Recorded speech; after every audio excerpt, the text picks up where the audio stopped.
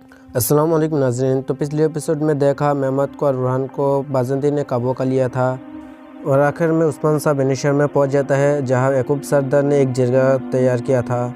Mongol commander का sir फेंकते हुए उस्मान साहब कहते हैं, आज से हम सलेबी और मंगोल से जिहाद में हैं। इस एपिसोड के आगाज़ में उस्मान साहब का और याकूब साहब का सिपाही घोड़े भगाते हैं और कैसल किला का मंजिल सामने आता है। रुहान और मेहमद को गिरफ्तार करके कैसल किला पे पहुँच दिया था।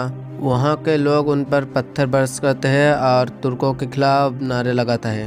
उस्ताद 11 भी वहाँ था, एक तरफ छुपा हुआ था। इतने में वहाँ गवर्नर मकरनुस आ जाता है और कहता है, मेरी बात गौर से सुनो, सालों तक ने तुर्कों ने हमें तकलीफ में गुजारा है, अब झुकने और पीछे हटने के वक्त ख़त्म हुआ।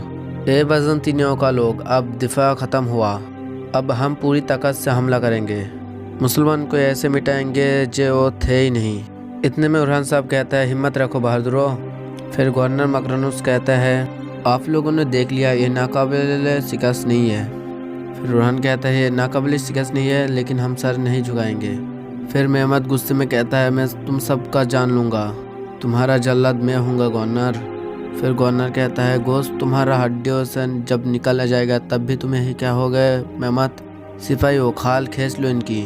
ये सुन के रुहान कहता है, हमें डराना चाहते हो, चलो मारो। इसके बाद बाज़ंतीनियों ने उन पर घोड़े बरसाना शुरू कर दिया। कुछ देर का बाद मकरनुस कहता है, भीख मांगो उस्मान के बेटे। फिर रुहान कहता है, आवारे कुत्ते, ऐसा करने से पहले मैं जंगली जानवर का शिकार बन जाऊं, चल मार। सिपाहियों, रुहान साहब का बात मानो, पूरी ताकत से इसको मारो। इसके बाद सिपाही कोरे मारने लगता है। इसके बाद गवर्नर मकरनुस मेहमद को कहता है, तुम हमारे साथ दोस्ती कर लो।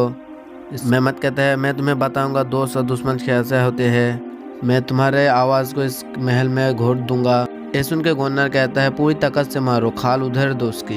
इतने में एक सिपाही आके कहता है, हुजूर उस्मान का एलची आया है। उस्ताद 11 पर देख के कहता है, उसको लेके आओ।